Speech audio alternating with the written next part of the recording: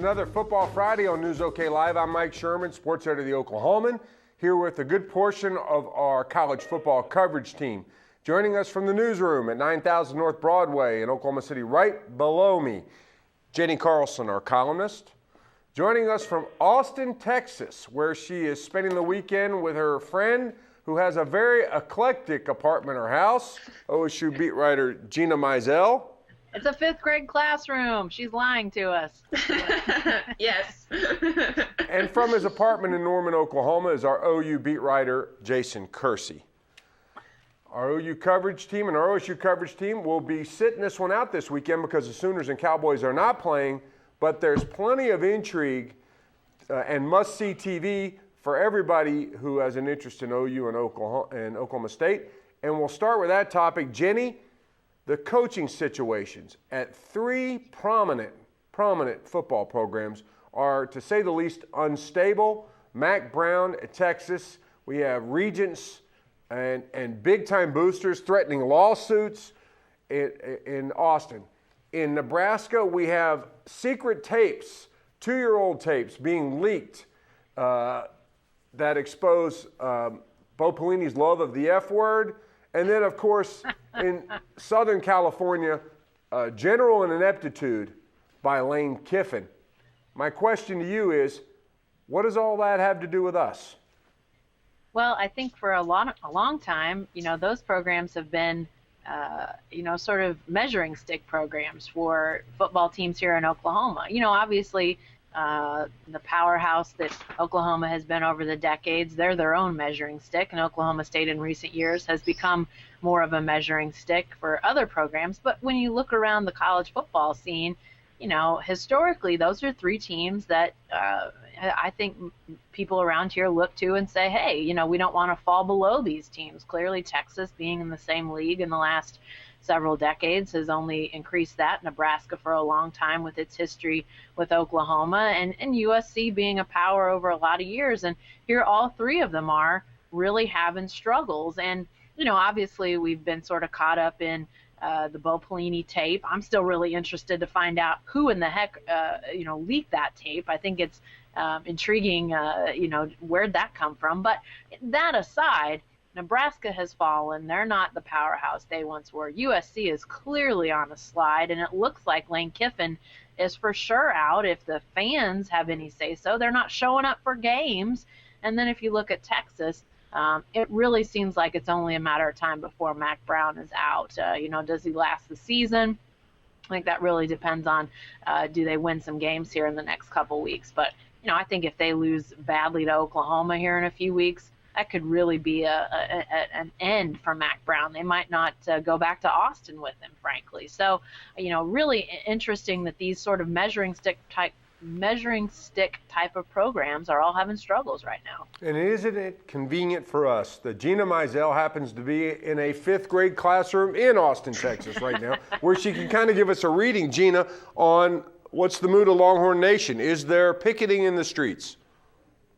Yeah, it's been interesting. My friend's house that I'm at actually works at the Austin American-Statesman and works on their desk and actually helps a lot with the sports coverage and that sort of thing. So I've been picking her brain a little bit about how fans are reacting, and there are a lot of people who want Mack Brown fired right now. So they would not be sad if he was not coaching against Kansas State this weekend. So yeah, again, there were so many high expectations coming into the season. This was going to be the year that this team returned to prominence because of all their returning starters and just the natural landscape of the Big 12. It seemed like a good opportunity for Texas to maybe sneak in there and win the league. And they've just completely fallen apart. It's been a pretty big train wreck in Austin the past couple of weeks. So, the mood is not good here right now, and I'll be curious to see how many people show up for that Kansas State game, what the reception is like, if the Boo Birds come out. And, if they lose to Kansas State, that's not going to be good. So, definitely not happy times here in Bevo land, so to speak.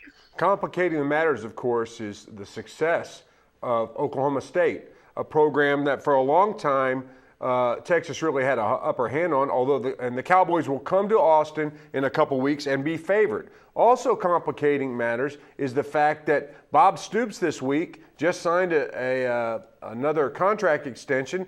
I don't know, he'll be coaching in his rocking chair in Norman, or so it appears. And Jason, of course, also complicating matters for Texas fans is that the premier college football program in the state of Texas is none other than Texas A&M.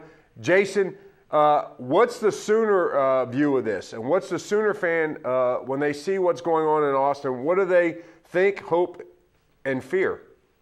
Well, just from some of the Sooner fans that I've heard from, friends of mine and readers, I think it's a little bit complex. I think that they don't. I think they enjoy watching Texas struggle. I don't think there's any question about that. I think they get a kick out of all of this. But I also don't think they want Mack Brown to be fired or to resign because Bob Stoops has had so much success against Mack Brown. I think they would like to see Mack Brown be the head coach of Texas for many, many more years. So I think their view is a little bit complicated. I will say I think whether or not they beat Kansas State this weekend, I'm honestly wondering if there's even going to be a Texas side of the Cotton Bowl October 12th, because I think Texas fans are furious. And if I was a Texas fan, I'm not so sure I'd want to make the trip to Dallas to watch what looks like it'll probably be another embarrassing loss. Is there any reason to think that Oklahoma isn't going to do what all these other teams have done against Texas and just run the ball? Maybe not every snap, but a lot of snaps. Texas has shown itself completely incapable of handling that, using the zone read and that sort of thing. Why would we think that Oklahoma wouldn't be able to use that and use it well against Texas? And let me say one more thing about you mentioned Texas A&M being the premier program in Texas now. Right when you're coming into Austin, like just in between Round Rock and Austin, there is a huge Kevin Sumlin billboard that says Commander-in-Chief. And if that doesn't tell you about just how the power has shifted in this state, I don't think anything does. So that was really interesting to see when I was rolling into town yesterday. I was like, oh, the Kevin Sumlin billboard in Austin. That's spectacular. Wow.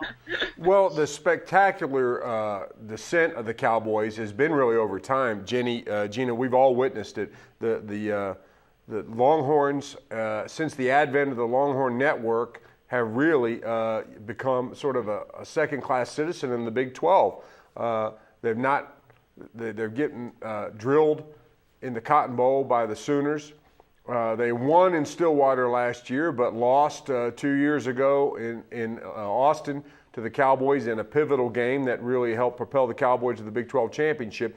And what I wonder is it's been a gradual descent for Texas since that loss to Alabama in the BCS championship game. But could it also be a dramatic turnaround if they get the right guy in to replace Mack Brown next year? And is that possible? Who could sort of reignite Longhorn Nation?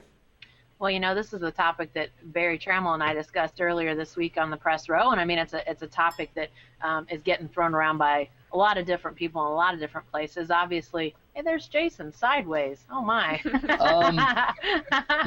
we go.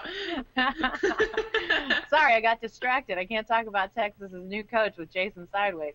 I think a couple names are at the top of my list and would surely be at least contacted. With this story about Nick Saban and his agent being contacted by a regent, I would think Texas at least has to reach out to him. I've heard John Gruden's name thrown around. He's obviously been out of coaching a while, but a team like Texas, it seems like, could be a potential draw for him. And then Art Briles, I think, is another name that you have to consider. You talk about the Texas falling in the pecking order in the Big 12. They've fallen in the pecking order in Texas, and not just to A&M. They have had a worse record over the last couple of years than Baylor has. Baylor has the Heisman Trophy winner. They've recruited better. They've played better. They've won more. To me, that's a real indictment of Mack Brown, that he is at Texas with all these resources, all this tradition, all this history, and they've not been able to win more football games over the last few years than Baylor has. I think that's a real shocker. But I do think they still have talent, even if they've missed on a third of the guys they currently have on this team in recruiting. And if they've missed on a third in recruiting, they've still got 2/3 of the roster that is pretty good. Couldn't somebody go in there and start winning some ball games with these guys? I have to think they have enough talent to be better than they are right now. A question from the live chat on News OK Live, where our readers can weigh in on our conversation and anything else they'd like us to talk about. And that question is, what's the chance that Bob Stoops would be involved in any of these potential openings? And would he in any way, Jenni, consider Texas? Oh, man, I can't imagine that he would. I mean, I guess any time that a job comes open, you have to listen, or you have to, at least be somewhat open. But I have a hard time believing that is even a possibility. I mean, he's got a great situation at Oklahoma. He likes who he works with. He likes who he works for. He could retire there. I mean, he's in a situation where I don't think he has to worry about the next job. I think he is the Oklahoma coach until he decides he doesn't want to be. So I just have a hard time believing. People may mention him, but I have a hard time believing that would be a serious consideration for Bob Stoops. Jason Kersey rejoining us. Jason, Bob Stoops, Texas, is that just crazy talk? Yeah, that's just crazy talk. Sorry, my computer randomly shut itself down, so now I'm having to use my iPad. So apologies for all of that. But blue screen of death? No, it just shut down. It just everything started closing out. Asked me if I wanted to save documents and then shut down. So fantastic. Yeah, I don't know. But anyway, no, I think that's crazy. I think Bob Stoops, if he was going to leave for another college job, he would have left for Notre Dame, or he would have left for Florida, or maybe even Ohio State. He had, I think, maybe at least talks with all three of those, or at least tentative talks with all three of those at some point over the last 15 years. And if he wouldn't leave for those three jobs, he's not leaving for another college job. I think if he leaves for another job, it would be an NFL job, and I'm not even sure he would do that. Gina, last winter, Mike Gundy played footsie with Tennessee and Arkansas. Any chance that Texas could make a play for Gundy, or Gundy could make a play for Texas? I mean, I think that's a job that other people have eyeballed, saying, maybe that's one that he would leave for. I think that is a name that Texas would need to look at. I think Art Briles is absolutely one as well. But if you're looking at Big 12 coaches or kind of coaches on the rise, I think if you're Texas, you would give Mike Gundy a call. And I mean, I think he'd have to seriously consider that again, or at least look at it, as Jenni said, and at least consider it maybe a possible option. So, would he leave? I still think he ultimately wants to stay at Oklahoma State, and that this is, again, it's its alma mater, and it's where he grew up, and his family's here. But Texas might be a tough place to turn down. So I think certainly you would need to look at Mike Gundy as a possible candidate at Texas. We're talking with Gina Mizell, Jason Kersey, and Jenni Carlson as part of our Football Friday Hangout. Of course, they're joining us from all over the country.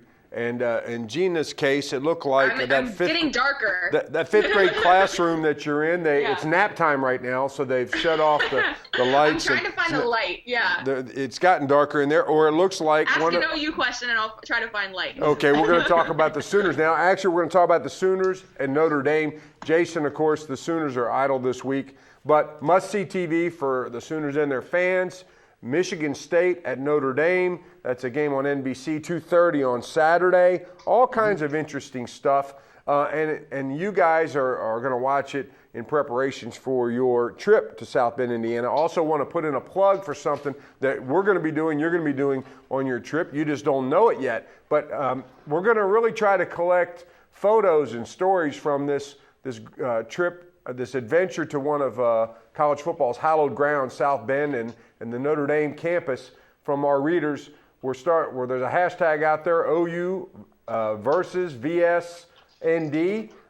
Please use Facebook, Twitter, and Instagram to upload your photographs from your travels there next weekend for this adventure, this college football adventure. We hope to share them with our readers of the Oklahoman the Monday after the game. And we're interested in the stories of our readers on this trip. OU fans, of course, get to take a lot of these great trips. Cowboy fans have been there too, but they're sitting this one out this weekend. Jason, so I'm going to ask you, what is the thing to watch in the Notre Dame-Michigan State game for OU and its fans?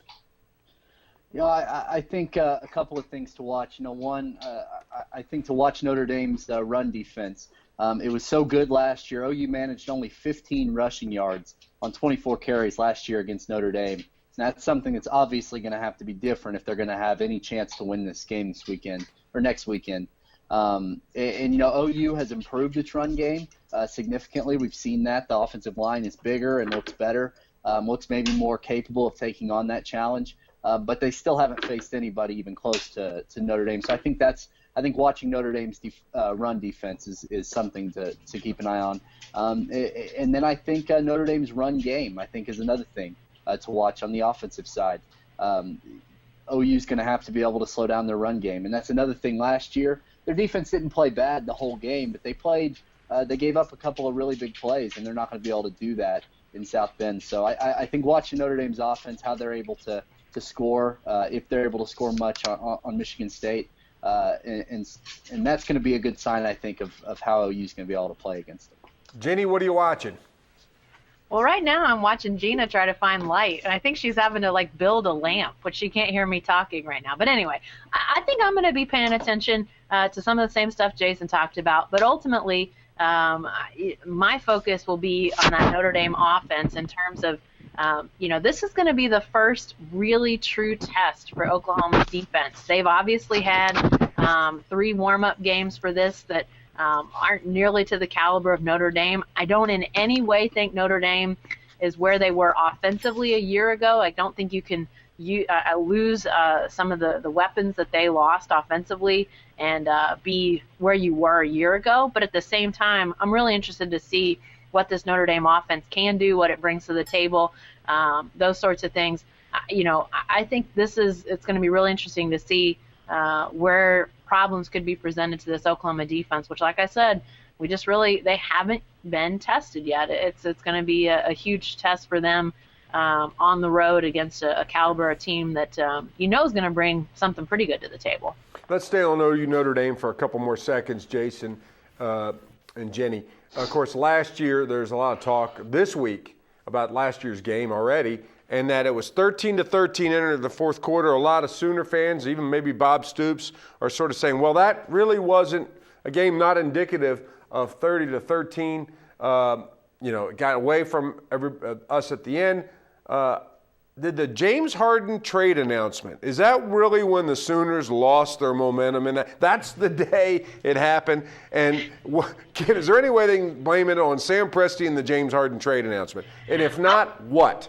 I'm convinced that Gabe Eichert is such a huge Thunder fan that he somehow knew it. I wouldn't be surprised about that. So, I don't think that had anything to do with it. But clearly, that was a crazy day in Oklahoma sports. Jason, what happened in the fourth quarter? Was that a case of Notre Dame imposing its physical will on the Sooners, or just a couple big plays and situations that got away from the OU? Well, Notre Dame did impose its physical will on the Sooners. I mean, there's no doubt about that. But, the game did get away from OU at the end, and the game was not, 30-13 maybe doesn't tell the whole story. It looks like it would be when you look at that score, you might think that it was a little bit more of a blowout than it was, and it really wasn't. It was 13-13 in the fourth quarter. OU gives up one big play. Notre Dame goes down and scores right after OU had tied the game. All the momentum was on OU's side, and then Notre Dame comes right back and hits a big pass play. Everett Golson hits a big pass play, and they score. And then Landry Jones throws the interception. It gets tipped, and Manti Te'o intercepts it, and then the game was essentially over at that point. So OU was very much in that game. The James Harden trade, Gabe Eichert actually talked about that this week. He laughed about it and how horrible a day that was, because not only is he a huge Thunder fan, he's a huge James Harden fan. So he sort of laughed the other day about how horrible that day was for him on the whole. They use the same beard trimmers, apparently. Gina, let's shift to OSU. Of course, the Cowboys are headed to Morgantown, West Virginia, where you and Jenni Carlson will be going about this time next week. You may even be there by then. And the Mountaineers They have the big game. I mean, one of the biggest games this week in the country. It's that West Virginia-Maryland rivalry that everybody will be gripped to on ESPNU. The Mike Sherman special. Yes, that's right. And of course, it's the Maryland's uniforms are the big attraction. But what beyond those cool uniforms, which the pride of Maryland will be on full display, what beside them, there they are right there, what beside them should we be watching for in that game from an OSU perspective? I think just to see how the offense has continued to develop. Obviously, they lost all their stars from last year's unit in Geno Smith and Tavon Austin and Stedman Bailey. And they've done some quarterback switching around. Dana Holgerson has, trying to find the right guy. And so to see how this offense does against a BCS program, they played some lowly teams in the beginning of the season and struggled with a team like William and Mary. So, just to see how that keeps coming along and obviously the defensive performance against OU was pretty good, or you could call that a bad performance by the OU offense. So, plenty to watch just anytime that there's a team that plays a non-conference game against an actual BCS opponent. I think those will be the things I'll be watching. Gina, I saw an interesting stat today, sort of in my travels on the internet. The Cowboys are one of just a handful of teams to score a touchdown every time they go into the red zone. It was in our notebook last week. Right, and the what I saw, the scope of it, it's we had it, but it's not common. What's going on, and how does the J.W. Walsh talents and skills figure into that? Yeah, certainly J.W. Walsh's running ability is a big deal in the red zone. They can run the diamond formation or the tray package or whatever we want to call it this week, and he can either hand the ball off to one of the running backs or he can take it himself, or there are even some passing plays out of that formation. So there are just a lot of options in the red zone, and that's one thing that Mike Gundy has always said is that this version of the spread offense, you can sometimes struggle in third down and short yardage and goal line type situations when you have just a pure pocket passer. But because of that extra dimension that J.W. Walsh brings, he can take the ball in himself, and that's worked really, really well, particularly against Mississippi State when he scored. So, yeah, that's helped them go 15-15 with 15 touchdowns. They haven't needed Ben Grogan very much so far in the early season. Have you noticed how Jason always has that Cheshire cat grin on his face when we talk about J.W. Walsh? I don't know what you're talking about. Yeah. I was sitting here laughing at you because you're smiling the whole time. I was just trying to see. I was seeing if Gina would notice it, but I'm too focused. The Cheshire Cat grins, of course, on our staff usually come out when they talk about the pick standings, our college football picks, and they're grinning at the people that they're ahead of in the standings, which in most cases include me. I tend to be. I'm not in last place this week, although I may be after it. But I just wanted to close with two things. First, the picks. Who do you like this week? What's the pick you got circled on your sheet, Gina? Ooh, can we start with somebody else? Jenny. I'm actually pulling out the picks I know, right now. Yeah. So look, you know what? I had to think really hard about the West Virginia game. That was one what? that I did. I had to think hard about. I have actually lost my picks. I don't know. Oh, here they are. Wait a second. I'll make it easy. I'll start. I got Maryland. Jason. Kansas State. I got Kansas State 30-20 over Texas. I don't think Texas is in bad shape. I don't think they're going to win. You know, a pick that I've got that I'm going to be curious to see if it works out is USC and Utah State. Utah State goes to USC, and it's just one that I feel I picked USC, and I gotta think they're gonna beat Utah State, but man, oh man, things are so rough right now with USC that to me is a game that the more I think about it, the more unstable I feel like that pick is. Gina, what okay, if Jenny, jog my memory. Look at my picks. Yes. What if they got Which one jumps out to you? I picked these on Monday. It's been too long. My brain is fried. Well, speaking of that Utah State USC game, we talked about a little bit of the fix Lane Kiffin's in. Is it possible they've got the wrong team favored in that game, Gina? It's possible. I mean, again, USC and Texas, I think, are kind of on the same playing field, like we talked about at the top, and that it's two power programs that are in disarray right now. I mean, you lose to Washington State, not a good thing. I know Mike Leach is beloved around these parts, and I think he's actually going to rebuild that program into something pretty darn good. But right now, in year 2, you shouldn't be losing to Washington State if you're USC. So Barry and I were the only ones to pick Texas, by the way, in that game against K-State. So that's okay. I picked then, K-State as well. That's a bold one. Okay, final thoughts. Are your final thoughts on the Sports Illustrated report on Oklahoma State? Last week at this time, we were in the middle of it. It ended on Monday. And Jenni, I'll start with you. What's your takeaway from that 5-part report? Well, I mean, I think that to say that every bit of it was false or erroneous, I don't believe that at all. I definitely think there was aspects of it that were true that Oklahoma State needs to look into. But I think for the most part, for Oklahoma State, they have to feel, to a degree, good that there's not a lot of recent examples that were pulled out. In fact, SI Stories said that they don't really have anything before, or I'm sorry, since 2011. So it's not like recent years have produced a bunch of examples that they were calling out in the stories. And even in the, if you're looking at, say, 2009 to 11, 2008 to 11, there weren't a lot of specific examples during that time either. So I think when you're talking about where they are right now, I think they have to feel pretty good about things, because if there was a lot of wrongdoing going on, that might have been more predominant, and it just wasn't there to be reported on. So, is it a clean bill of health? No, but I think it definitely has to make Oklahoma State feel like they're headed in the right direction. Gina, your takeaway?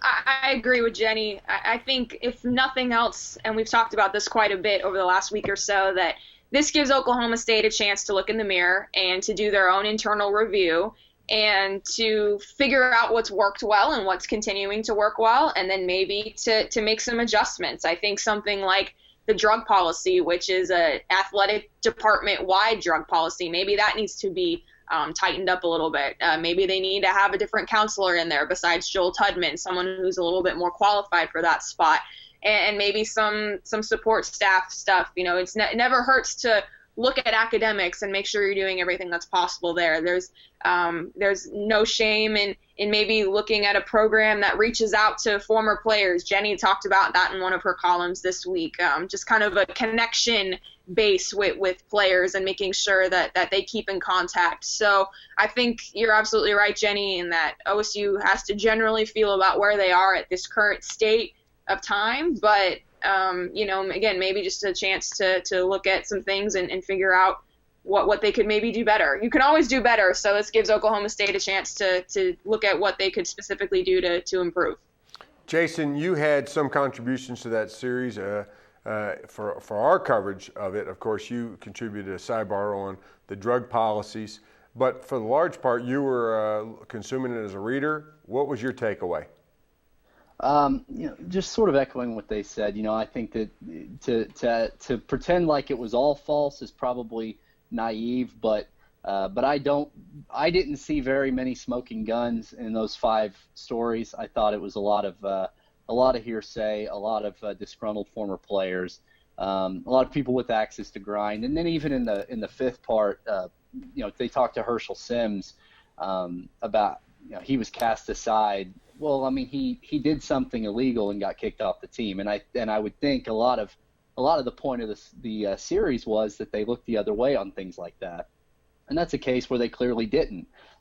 Herschel Sims, and it's not like Herschel Sims was some scrub either. I mean, this was a 5-star recruit that very well could have been the starting running back at some point at OSU. So my takeaway is just that I wasn't really impressed with the whole thing, but sure, there are things OSU needs to do and needs to look at.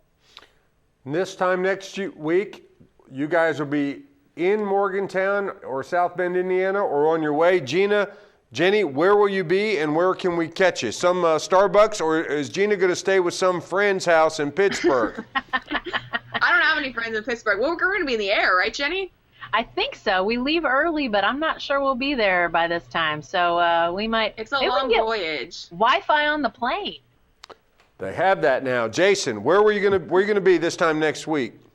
We'll be there in Chicago or in South Bend at this time next week. I remember last year I did the Google Hangout in a Pittsburgh Starbucks on a Friday when we went to the West Virginia game. So I think you guys left Thursday though, right? We did, yeah. I was just remembering how loud it was, and I'm not sure how good it came out on your end, but that was good times. Well, was that before or after the campus tour by Jonathan the Mountaineer? Before. Okay. Yeah. Here's the thing I would say is I'm hoping we can get some of you involved in Google Hangout, the Football Friday Hangout. And if we can't get anybody, there's a picture that just flashed on the screen from Mike Stoops during the Notre Dame game last year. That Mike Stoops mad face, that will be my face if there's nobody in the Google Football Friday Hangout with me this time next week.